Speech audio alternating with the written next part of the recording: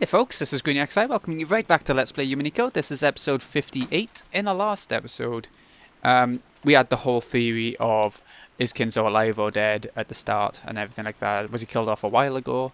And also we were introduced to the blue lines that Battler can use, like the blue statements, to suggest that humans are the ones who are doing everything and he has to explain how. And then by the end of the game, Beto has to react with red to beat Battler's blue. And, you know, just to confuse things a bit. I'm okay with it, but I've seen the anime and read the manga of this arc, so give me a question in the comments if you need any clarification, but I don't know if I'm just being patronising by this point. Anyway, let's get going. Forcefully, opening the door with a clunk, Rosa flew in with Maria. Is Genji-san or anyone there? It doesn't matter who, bring us a bath towel. They just came out of the rain. There was already a full-blown typhoon outside, and it was starting to pour down hard. Even though she'd had an umbrella, Maria had been in the rose garden amid all that wind and rain the whole time. She had grown ice cold. Maria had gotten into a minor fight with Rosa in the rose garden and had been told to stay there. She had done as she was told and had continued to wait in that spot even though rain was pouring down. Rosa certainly had gotten a little emotional and angry, but Maria's stubborn whim was probably more to blame. The cousins, who had seen that exchange, were relieved to see that mother and child were close to each other again. Excuse me. Rosa scrubbed Maria's head with a towel. She seemed overcome with worry that Maria had caught a cold, but Maria herself was nonchalant. You okay? You didn't catch a cold, did you? Maybe we really should go back for now and get a change of clothes. Ooh, I'm fine. More importantly, I'm hungry, so food's better than changing clothes. Ooh. She looks okay, Aunt Rosa. She's got to be if she's this spirited. It's a really good thing she had an umbrella. I was thinking she might be soaked to the bone. The fact that she had an umbrella certainly is a silver lining. But Maria, even if you have an umbrella, you got to get to shelter when it starts raining so hard, okay? Little girls definitely shouldn't let their bodies get cold. Oh. It's okay, Jessica-chan. It's Mama's fault for telling her to stay there. I'm really sorry. I'm really sorry. Oh. I'm a good girl. I'm a good girl for doing what Mama said. I stayed there even though it was cold, stayed there until Mama came. Oh. Yes, you really are a good girl, Maria. You did exactly what Mama said. Very well done. But next time, even if Mama tells you to do something, find some shelter if it starts raining like that. Okay? Promise, Mama? Ooh. Promise, Mama. Ooh.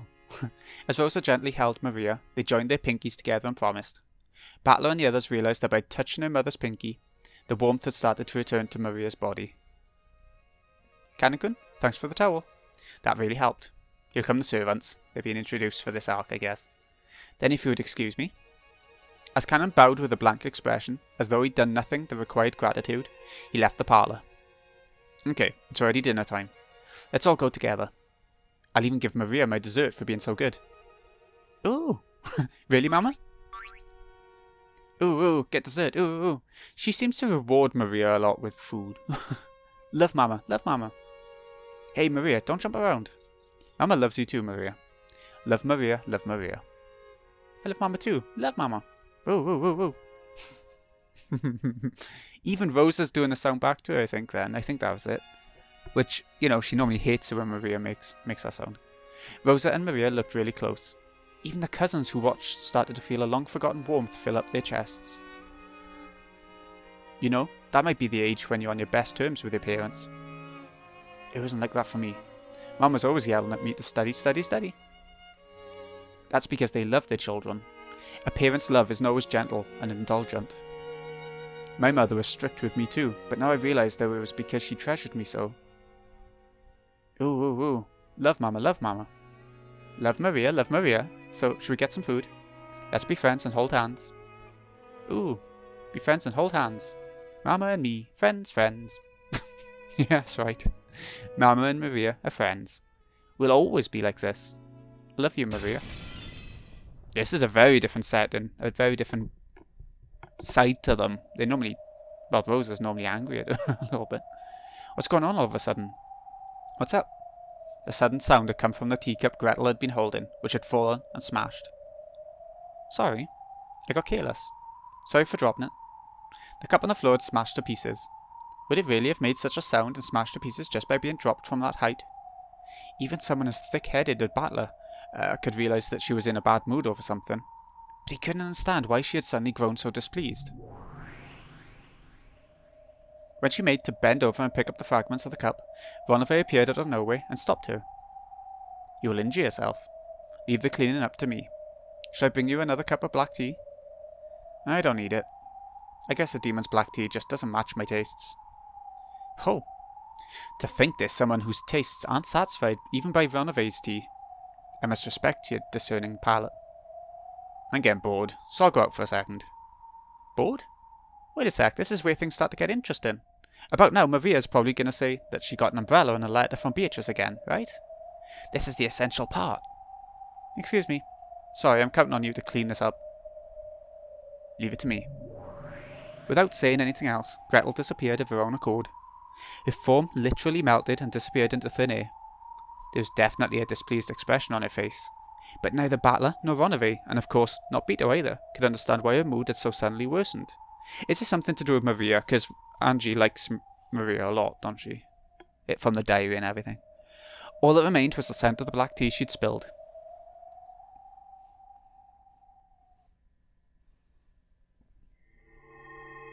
Ooh. I don't like it. No, to be more blunt, it disgusts me. Ooh?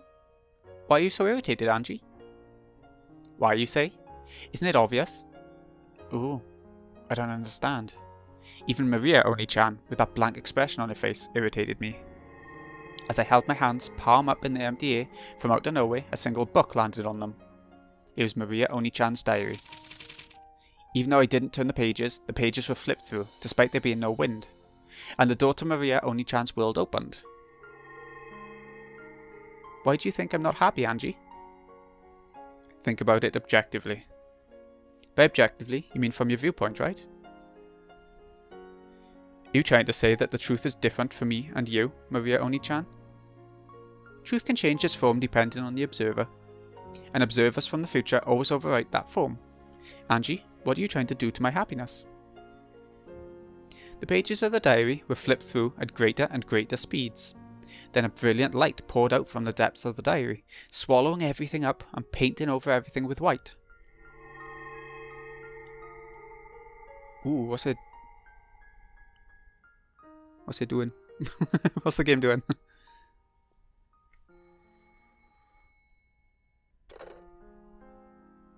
Sorry, Maria. Mama has to take care of some urgent business that's piled up, so I need to stay holed up at the company for a while. Okay, we're going back in time. Okay. I probably won't be able to come back home until late at night the day after tomorrow. Oh. Then what about your promise to go to the movies with me on Sunday? The movies? Judging by Rosa's tone, she'd clearly forgotten that promise. But Maria's response to that was an apology for asking. I'm sorry. Maria apologised for troubling her mother by asking that question. I'll stay home. I'll definitely wait patiently. I'll take a bath every day and change my underwear. And I know where the money is. I'll go to a different store every day. I'll try not to go out too late. If a policeman asks, I'll say I'm running errands for Mama. I'll do what Mama says, like Mama says. That's right. You really are being a good girl. If you do that, I'll buy you a present, okay? Go to bed by 9. You mustn't tell the teacher or any adults that Mama isn't coming home, okay? Yes. So Mama, do your best at work. Do your best, finish your work, come back as soon as you can. I won't cry all night and annoy the neighbours anymore. So come back quickly. Well then, I'm busy, so I'll hang up.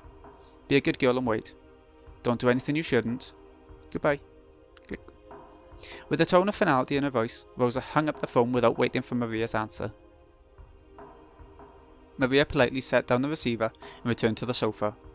There sat the stuffed animal Sakataro, with whom she had been watching TV until a second ago. Sakataro was holding the remote control to the TV. The TV had been turned off because of the phone call. He looked like he was telling it to push the switch because he wanted to watch TV again quickly. Sakataro, wanna watch TV? Will you? You don't want to watch anymore, Maria? If the actors team gets all the questions right, they can still make a huge comeback. Hey. No. That's enough TV. Again, Mama was busy with her work and didn't come home. She seems upset. Like, when we saw her earlier in the arc, when she had Sakataro, she was really happy anyway, even if her mother wouldn't come home. But now it seems she's getting upset anyway. Mama works so much overtime that she doesn't come home until late. Because she has dates or something, she always comes home after drinking a lot of alcohol, even though she's not good at drinking. And with a pale face, she'll go straight into the shower and then to bed. And because she has overtime, even on the weekends or something, she says she has to spend the night there and almost never comes home. Recently, she started saying something about how she's got a big job she's working on, so this sort of thing happens a lot. The pictures I did my best on during drawing time were laughed at by everyone. But even so, I wanted to show them just to Mama, and once again, she won't be able to look at them for me. And I could talk about the time everyone pushed the job of cleaning up onto me, but I did my best did the best by myself and was praised by the teacher. Or the time I went shopping and the man at the shop said I'm always such a good kid and gave me a free canned coffee. Oh yeah. Then there was the time I wanted to encourage Mama because she worked so hard on her job, and hid a card for her under her pillow. And there's a lot of other things I wanted to talk about. Mama's working really hard at her job. She's working with all of her strength so that we can eat every day. I hate her job. If only she'd just quit. A job's an important thing for adults to do. It lets Maria eat, buy clothes, pays for school lunches, pays the deposits for summer camp. All that happens because Mama works and earns money. I don't need food, don't need clothes, don't need school lunches and don't want to go to summer camp. It's not like any of the groups will let me join in. Just now on the phone, Mama promised that she'd buy a present when she comes back from work. I think she made that promise because you're important to her, Maria. And she'd feel bad if she made you lonely. You think so? You? It definitely isn't a pain for her, or annoying, or anything. Mama also wants to be by her side all the time, Maria. It's also painful and sad for her, since she can't do that. I remember when she spent the whole night by her side, crying. Yeah. I didn't understand why she was crying, but she was so sad. And I couldn't do anything but stay silent by her side. I remember the last thing Mama said then. She said, "Thank you, Maria." She said that just by being by her side, you were her only ally in the world. Do you remember? Yeah. I'm her only ally in the world, she said. Sakataro set the remote control on the table, crawled up onto the sofa, sat on my lap and spoke to me, gazing into my eyes. I'm sure Mama feels the same way you do, Maria. The designs Mama draws are the only ones laughed at by her clients. Only Mama's company has troublesome jobs pushed onto it by other companies. Mama's the president, so she has to take care of everything by herself. Only Mama's company never gets included in the business of other companies. Mama's only ally is Maria. If you tell her to stop doing her job, where in the world could she find an ally? Sakataro, the only person I have in the world is Maria. The only person Mama has in the whole world is Maria. What about you, Maria? I got Mama, and I've got you too, Sakataro. So, Maria, you aren't lonely at all. Are you? Ooh. Since Mama's busy with her work, she can't be together with you very often, but please, don't blame her for that, Maria. In exchange, I'll always be here. We'll be by your side forever. So don't cry, okay? Are you? Can't your sadness be stopped if I'm with you? Ooh, Sakataro. From the corner of Maria's heart, which she had been doing her best to seal up, drops of sadness finally dropped down. Drip, drip. Drop, drop. Drip, drop, drip, drop. Oh, God. Even though weekends when Mama didn't come home weren't that rare a thing, it wasn't as though that night was particularly painful or sad compared to other nights. And yet Maria's tears poured down. Hey, Maria, don't cry. I'll always be with you. Even if you cry, Maria, I won't. I'm a lion cub, so I won't cry even if I'm lonely. Even though I want to cry too, I won't. But won't you cry, Sakataro? Even though you're so sad that you can't hold back the tears, you won't cry? Yeah, but if I cry, it will make you feel better. So I won't. After all, I want to get your spirits up. If I get my spirits up, will Mama come back? When Mama comes back, if she's welcomed by a happy Maria, I'm sure she'll be happy. Mama will be happy. If you do that, then I'm sure her fatigue from work will also be healed. Then I'm sure she'll start feeling better sooner and will play with you a lot. When you come home and Mama's waiting for you there, and she's in the kitchen in high spirits, don't you feel really happy? I'm sure Mama feels the same way. So if I watch over the house in high spirits, Mama will be happy too? Sakataro nodded deeply with his big head. The tears couldn't keep falling from Maria's eyes. If she greeted Mama with a tear-stained face, Mama would probably get sad too. You know about it, Maria. You can't use the magic that creates smiles if you aren't smiling too. Yeah, I know. So I won't cry anymore. Hey Maria, I have an idea for how to have a fun time. You want to hear it? What? Mama won't come back until late night Sunday. So let's have a pajama party and keep it a secret from Mama. A pajama party? Until you get tired late tonight. Eat candy and drink soda in bed and play with me. A pajama party? Yeah, sounds fun. I don't have to go to bed at 9, right? Mama won't get mad if I don't sleep. This is a secret between me and you. Only for when Mama isn't around. So tonight, until you get sleepy, let's have fun the whole time. Let's eat jelly beans and try to guess what colour we'll get next. Let's split open peanuts and try to guess which half is the grandpa. What? Let's search for treasure in the closet. And more, and more. I wonder what it'll taste like if we mix cola and melon soda. I wanted to try it once, but asked Mama if it was okay and she got mad. Oh, yeah. Let's keep it a secret from Mama and try it out. Tonight, let's play a lot, laugh a lot, blow away our tears with happiness. Don't worry, it'll definitely be fun if I'm here. I'll definitely make you happy, Maria. Yeah. It'll definitely be fun if Sakataro's there. I'll definitely be happy. Thank you, Sakataro. I won't cry anymore.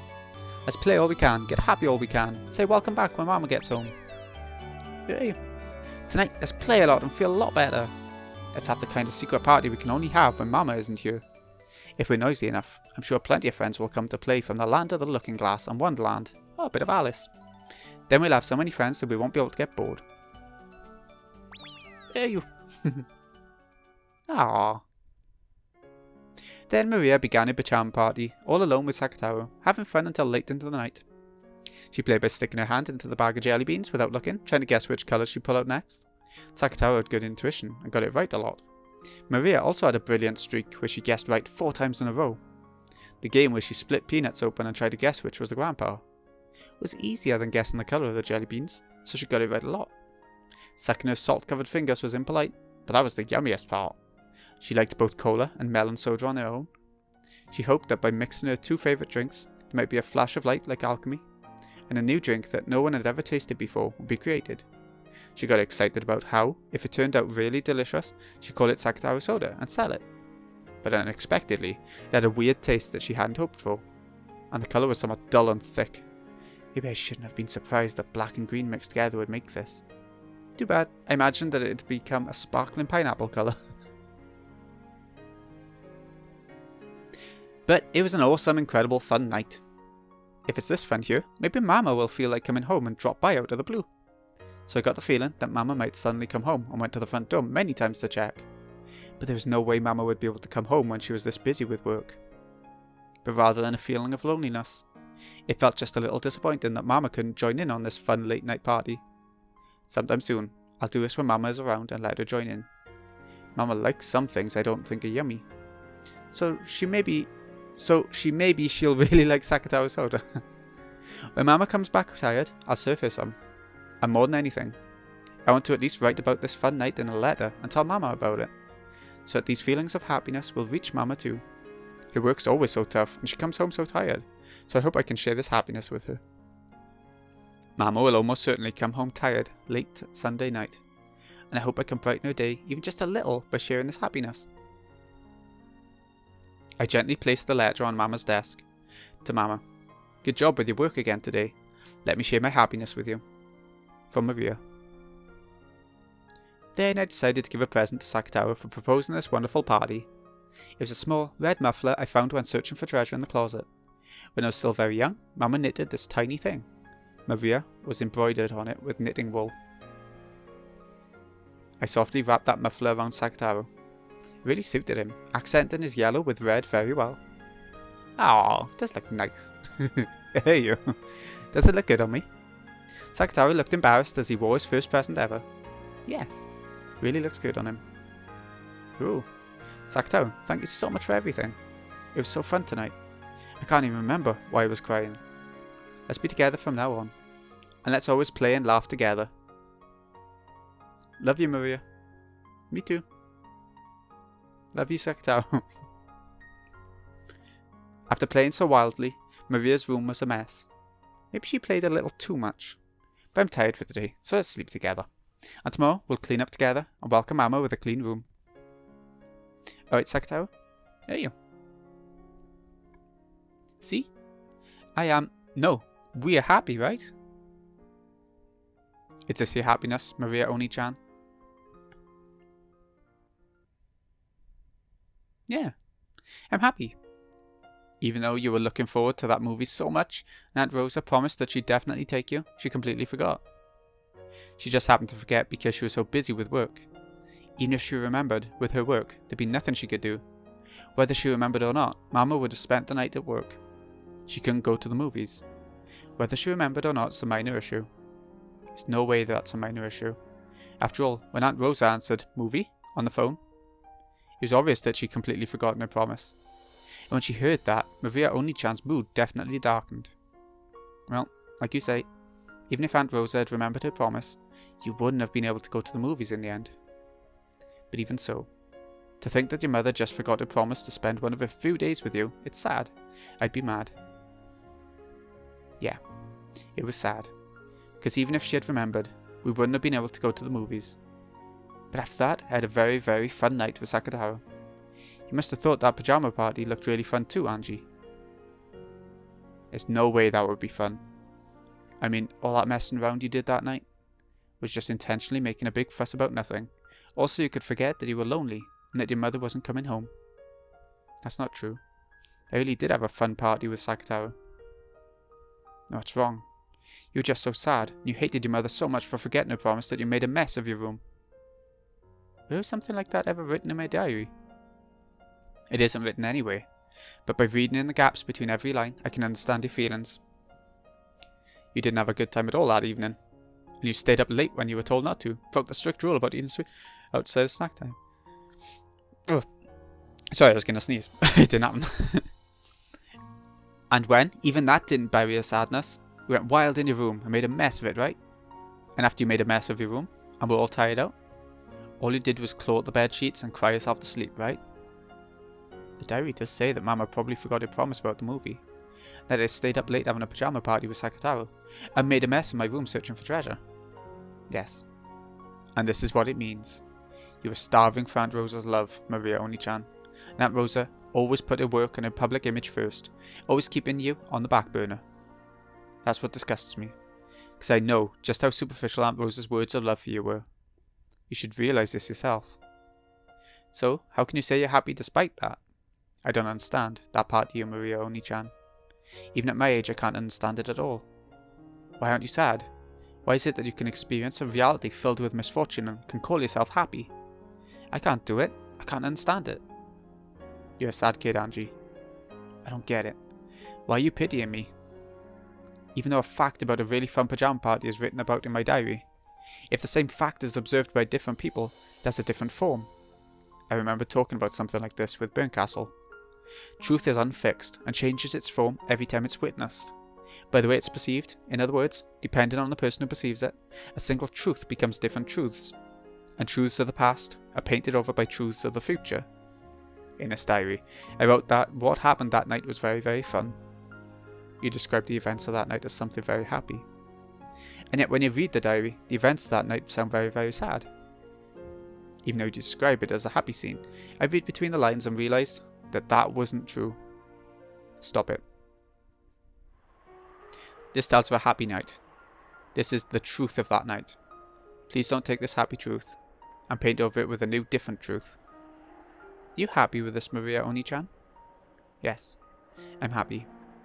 That's why I feel sad for you, since you wouldn't be able to feel happiness in a similar situation. Right now, I'm like she was then. Just as isolated with no friends. Angie had accepted her isolated reality for what it was. But Maria painted over her isolated reality with a reality of happiness. Ashura Maria took a sad truth and changed it into happiness. That was the only, and yet very large, difference between me and Maria Oni-chan. And even though I'm unable to accept it, I'm also jealous of that power. Yes, that's right. This is power. I was able to find happiness with that power. Because you don't have that power, you can't find happiness, Angie. What is that power? I didn't know what to call that power either. Not at this point in time, at least. Eventually, I was taught its true form. I'll talk about it later, on the next page. So then, late Sunday night, Mama came back with a present, just like she'd promised. Ooh, here we go.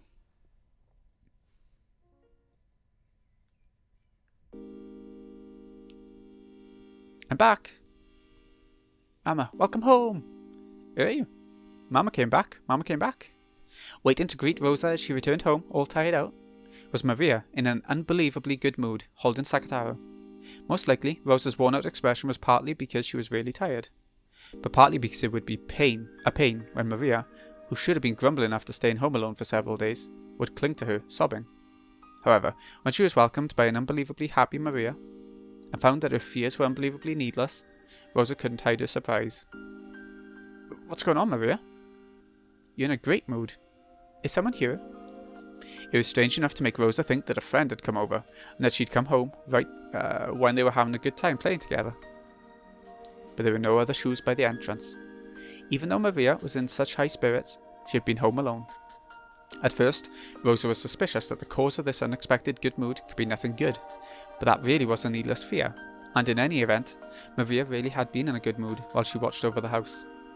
Even if Rosa's heart had been as cold and hard as a rock, after being welcomed with a smile like that, Rosa started to honestly accept that smile, and a smile rose to her own face automatically.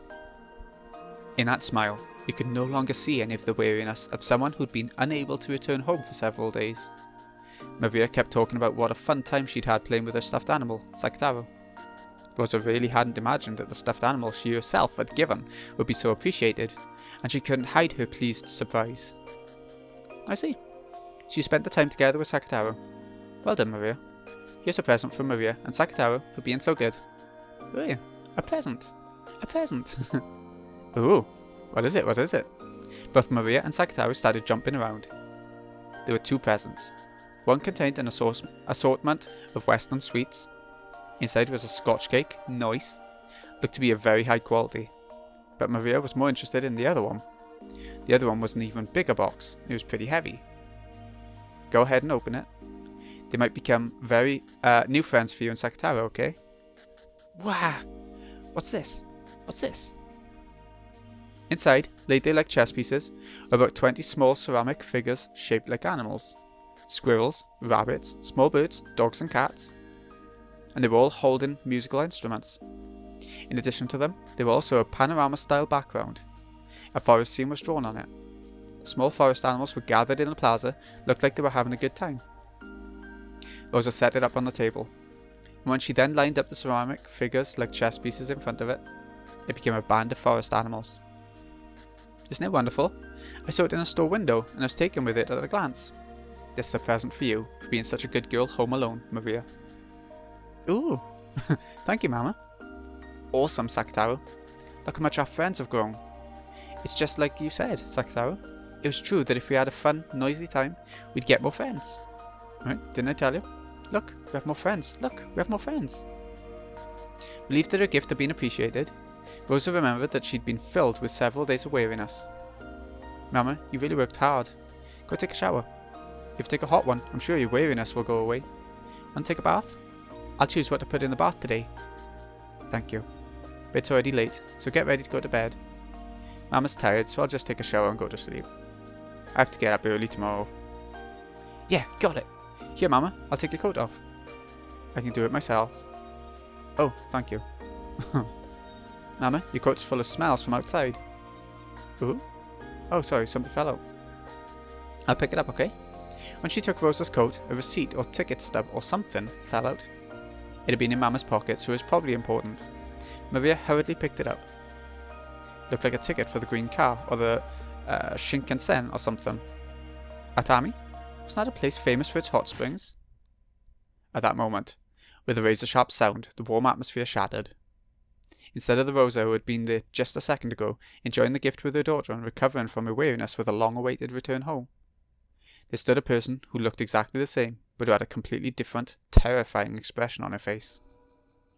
In her hand was the ticket stub that Maria had picked up. She had stolen it from Maria's hand in an instant, just a few seconds too late, by the pain of her hand that it been hit and her mother's expression, Maria realised that she must have done something wrong. But she didn't know what she had done that had gotten her into trouble. It was probably because of that ticket stub-like thing. Was she not supposed to touch it? Even though she had tried so hard to welcome Mama with fun and happiness, she had touched something important to Mama without asking, and had ruined that pleasant atmosphere. So Maria apologised immediately. Sorry. Even though she must have heard those words of apology, Rosa's expression actually darkened. Maybe those weren't the words she had been hoping for. Maria didn't know what to do, and stared at her mother's reaction. Then, even though it should have been such an important ticket stub, Rosa crushed it up and hurried off to her room. Maria didn't really understand what she had done wrong. Ooh, I must have done something I shouldn't have. That paper must have been something important for Mama's work. And I touched it without asking. You didn't do anything wrong, Maria. That's why tonight was so very happy. Yeah, happy. And when Mama takes a bath and clears her head, she'll go back to being the normal, nice Mama. So you mustn't worry about it, you? You're right. Mama's tired too. Mustn't worry about it. After all, we were so happy tonight. Just stop it. I can't watch this. Angie, I think you're looking for happiness in the wrong way. You're the one who's wrong, Oni-chan. How can you call this happiness? It's so pitiful that I can't watch it anymore. What is? That Mama suddenly got mad? That happens sometimes when humans get tired. Condemning a person because of a momentary misplaced emotion isn't very adult of you, Angie. I can't believe I'm hearing this from a 9-year-old. That's not the problem. That ticket stub you picked up was clearly strange. What was? There's nothing strange about it, and it has nothing to do with the happiness of that night, right? Aunt Rosa called because she'd been staying over at her company because of work, right? Why, Yatami? Isn't that what you call a vacation? It means she left you and went on a vacation, right? And you normally don't go on a vacation by yourself. Even if that was a ticket for Yatami, that alone doesn't make it proof that Mama lied and went on a vacation, right? She lied on the phone, and then she changed her expression so drastically and grabbed it from you. What more proof could you want? It might have been from a business trip long ago, right? Or maybe she just happened to pick up some trash and put it in her pocket. It might have been a receipt from someone who worked for her, who went on a business trip. In that case, it would be important for her to work. It wasn't a toy, so I can understand why Mama took it away. This evidence you're talking about is only circumstantial. Imagination and delusions. I don't know why you're interpreting it in a way that makes our relationship worse. I'm no one who doesn't understand why you're interpreting it in a way that's so convenient for Aunt Rosa. As I thought, you're a pitiable child, Angie. Even though there are so many fragments lying about you that could make you happy, you can't find them. Instead, you only look at unhappy fragments and continue to get hurt. That's why you're scared of being hurt, and only start looking for happiness after you check to make sure there's nothing around you that could hurt you. When I talk with you, Oni-chan, it gets hard to tell which one of us isn't making sense. You know what? There are lots of happy and unhappy fragments, and they fill the world up. So people who can't find happiness right beside them won't be able to find it no matter how hard they look. Like Tiltil and Meatil searching for the bluebird. I don't know what the last referencing. Oh yeah, that story with a moral. You're the complete opposite, Angie. You're searching for a world without a fragment of unhappiness. But that's the same as the bluebird. So you'll be unable to find your happiness for all eternity. Is Battler Hansel? Was he the bluebird? Give it a rest already. In any event, I understand that a night of happiness was wasted because of a single scrap of paper. It sure is scary that a single scrap of paper could do that. In that case, maybe the power to get your happiness back can also lie in a single scrap of paper, right?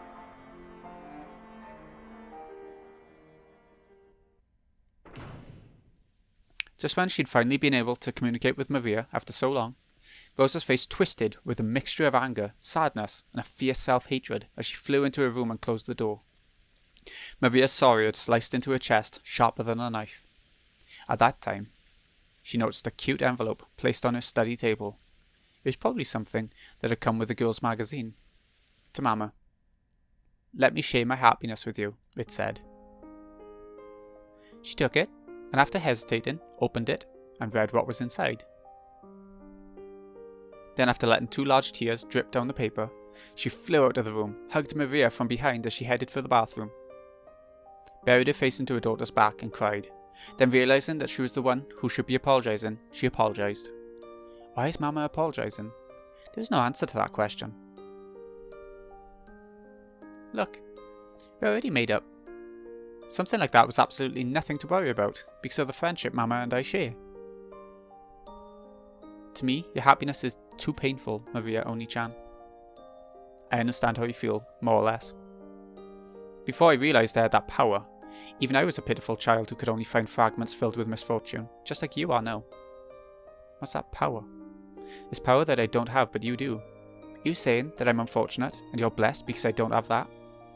Just what is this thing you can't describe except with an abstract word like power? Yeah. You do want to know that, Angie. That's why you've been reading my story so far. Of course, I'll teach you. I'll show you the secret to that power. And it's something I taught you about long ago, when you were little, right? Did you forget? It's okay, I remember. Now No, she. She will teach you. She? Who's that? I shall teach you in Maria's place. Beatrice? The power Maria has, but you do not. Yeah. The power I have, but Angie doesn't. It's magic. Maria and Bito said it together, and then they started giggling because they'd said it at the same time. It was an innocent reaction, one that didn't seem like Bito at all.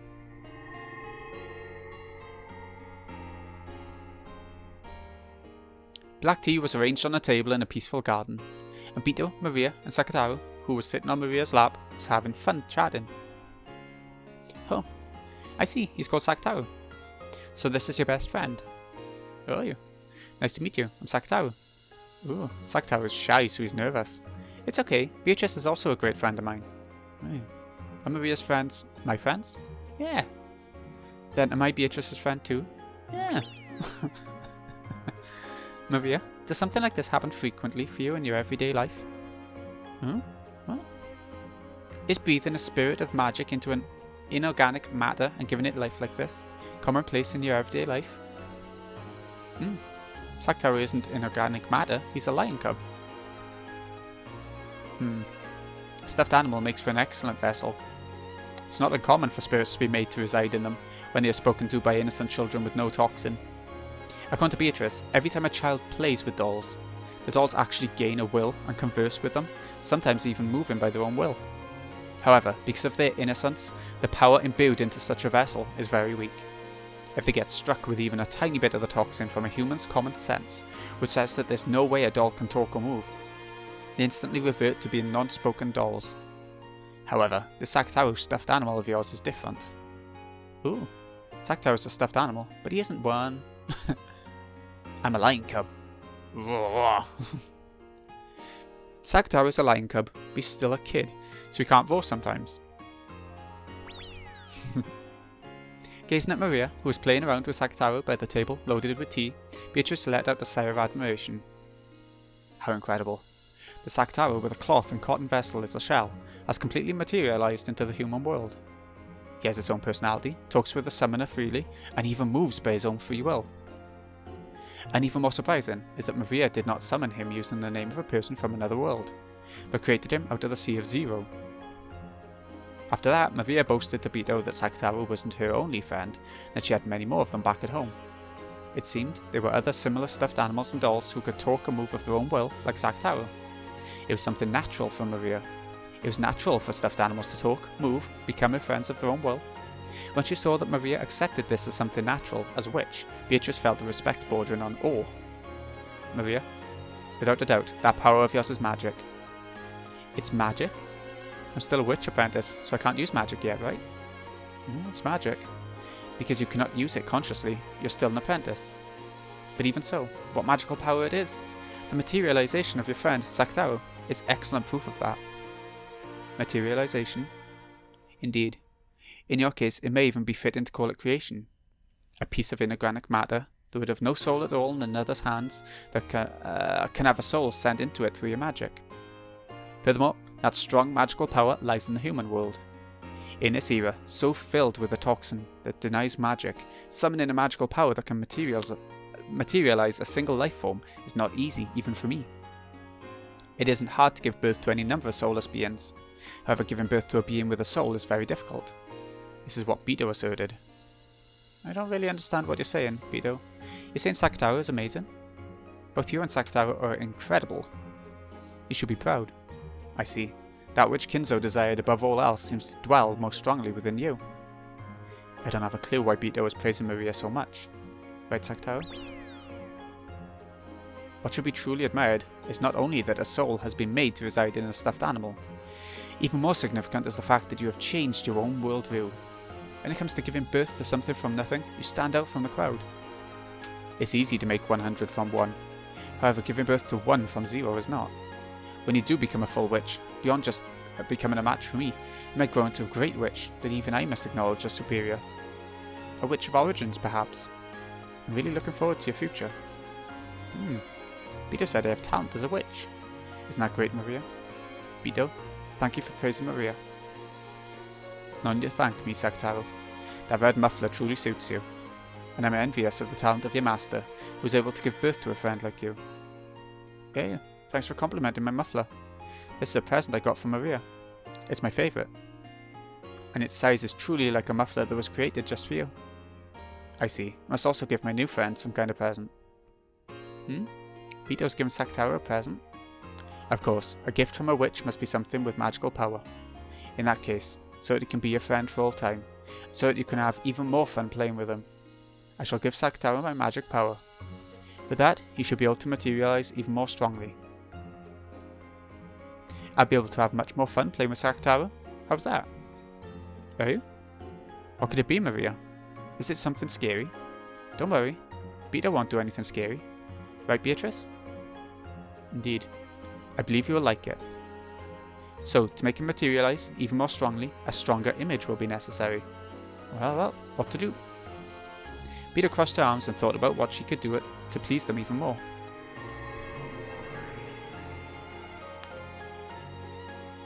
Then right there was the form of yet another witch. It was Beto's teacher, Virgilia. Virgilia truly was a great witch. Since Maria already thought of Beto as a great witch, this person Beto called a great witch must have been a great witch. According to Beto, she still didn't even rise up to this witch's feet when it came to magical power. My. I thought I heard some cheery voices. What a fun tea party this seems to be. Teacher. Perfect timing. I want you to look at this lion cub. I hear he's Maria's new friend. Oh, what a lovely lion, San. I wonder if he can greet me. Hello, nice to meet you. Where are you? I'm Sakataro. Sakataro fell to Maria's lap, greeting Virgilia with half of his face poking out over the edge of the table. It seemed he was very nervous, since this was a witch that even Beto called teacher. Oh, what an adorable name. As a reward for giving such a good greeting, here's a sweet for you. After waving her hands about, Virgilia held the palm of her hand upwards, as though she was lightly grabbing at the empty air. Then she held her fist out in front of Sakataro. When she opened her fist, there was one of those individually wrapped cough drops. Are you? Maria, it's candy. Awesome, awesome. Isn't that great, Sakataro? Make sure to thank her. Yeah. Thank you very much for the candy. Oh. Even though Virgilia was a great witch, she still treated a stuffed animal like Sakataro to an elegant greeting. Still, teacher, cough drops. He's someone's granny or something. Can you at least pull out some strawberry milk candy? How rude. In that case, I won't be giving you any more. Sorry. Well then, Maria, take out your grimoire, and of course, your writing tools. I'll take it out. What should I write? Oh, what are you starting? I'll use magic I learned from you, teacher. Magic to make a resident of another world materialize into a vessel. I think that by applying that, we might be able to further strengthen the power that makes this friend of Maria's materialize.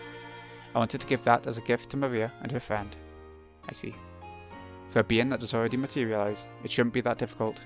That could become a wonderful gift. Well, I shall help too, if only a little. It would be very reassuring if you would sign for this magic as a witness, teacher.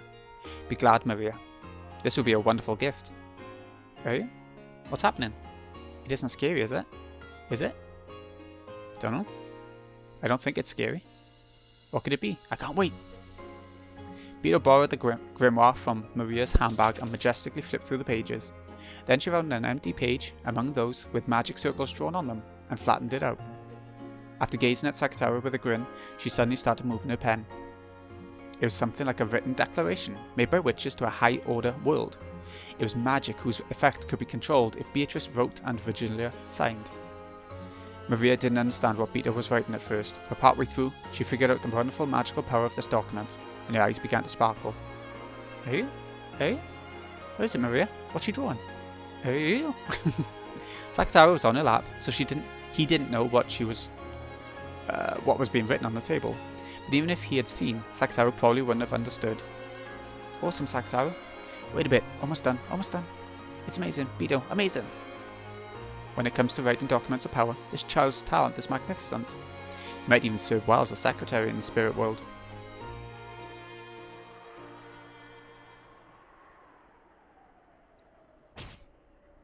How's this?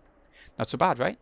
After finishing her writing with an intense amount of concentration, Beato looked over the document again from a distance. It seemed she was fairly satisfied with her work, and Maria, who was also peeking in at it, let out a cry of wonder. Awesome, Beato. Cute. Ooh, ooh, ooh. By the name of the Golden Witch, Beatrice, I now acknowledge Sakataro, Maria's child. Teacher, if you would sign as a witness. Yes, yes. By my name, I witness and acknowledge this oath. It is done.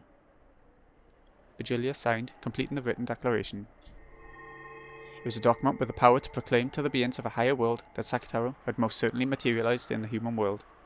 Sakataro, who had been born from Maria, was nominated by the two witches, Beatrice and Virgilia, and just now his existence had been acknowledged by the higher world. That itself was the great magic of materialization. According to Beato, it was apparently quite fortunate that Virgilia was there. After all, depending on the number and quality of witches that signed proclamations to the higher world, the power that resided in them could change drastically. Virgilia in particular had many friends in that higher plane, so her signature gave the proclamation a power with which Beatos couldn't even compare. By this proclamation, I accept you, Sakataro, as an individual with his own ego, and I welcome you as a friend in accordance with that contract of marriage sorcière. From now on, Sakataro is our common friend, and for that I shall bestow upon you a fitting form as a gift. Accept it. With the grimoire still open to the page with the proclamation, she turned it around and handed it to Maria. Maria showed it to Sakataro on her lap.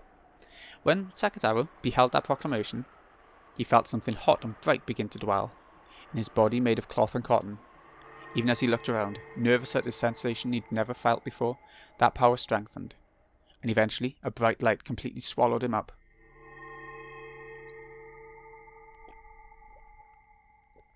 You? You.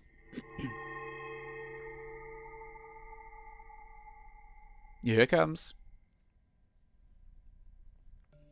Then, when that light disappeared, there, Maria's friend Sakataro held a new form and existed.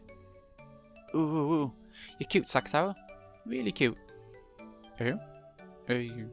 Does it really look good on me? It isn't embarrassing? Oh, it's a very lovely form, Sakataro-chan. I figured the muffler was his charm point. And the ears. Animal ears sure are nice, truly cute. Let me nibble them later. Thank you, Beatrice. Thank you very much for the wonderful present. There's no need for thanks. This is out of respect for your wonderful magic and your friend. And now that you have reached this level, it would not be odd for you to graduate from being an apprentice at any time. From now on, I shall instruct you on even more new and fun magic. From this point forward, you may call yourself Maria, an apprentice witch of origins. Maria in caps, that's odd. A witch of origins? Indeed. It's the title of a witch who seeks to become a creator. Right now, you're just an enchanter, a magician specialising in forms of magical enhancement, who has only enough strength to breathe magical power into the small objects around her. But after 1,000 years of training, you could conceivably use the magical compendium that resides inside your heart to create a galaxy. The talent of a witch of origins is very rare. Even though everyone has it when they are young, no one can continue to hold on to it. This title is also proof that you have not lost your untainted heart. Ooh. A witch of origins, awesome. I'll become one. I'm Maria, an apprentice witch of origins. Maria, that's so incredible. A witch of origins, incredible, amazing, there you. Eventually you will be able to call yourself a full witch, Lady Maria, Witch of Origins. It may be a good time now to give not only Sakataro, but you as well, an appearance fitting for your rank. Here, I shall give a proper outfit for one who, while still an apprentice, is worthy of using the title of a witch. When Beetle waved the pipe, there was her cane. Many gold butterflies that had appeared out of nowhere grouped around Maria, giving her a wonderful dress. Maria's becoming a witch. Just what she always wanted. It certainly was fitting for the girl who would eventually take the name of the Witch of Origins, combining both cuteness and dignity. Amazing! Awesome, awesome, awesome, awesome! Cute, cute. I want to show these clothes to Mama too. Can I? The full dress for a witch must not be shown indiscriminately. Its value increases if you're stingy with it. Then the Great Witch, the Witch's apprentice, and their new friend, Sakataro, enjoyed a lively tea party. See? Look how happy I am. And look how fun this is. Please don't be afraid of being happy. Becoming happy isn't the same thing as accepting your current misfortune. It means creating a new happiness out of your current misfortune. That's the magic of Origins. I didn't want to acknowledge my current world. I couldn't bear to accept such an isolated and painful world. That's why, even though I was entranced by your world, Maria Oni-chan, I couldn't cross the final line. I'll teach you. About my magic of Origins. No, I taught you before, right? And you used it before. Did you forget? You were also a witch apprentice, Angie, with your name entered into Mariage Sorcière, weren't you? Yes, that was true. Mariage Sorcière. That takes me back. I also had my name entered in there at one point, didn't I?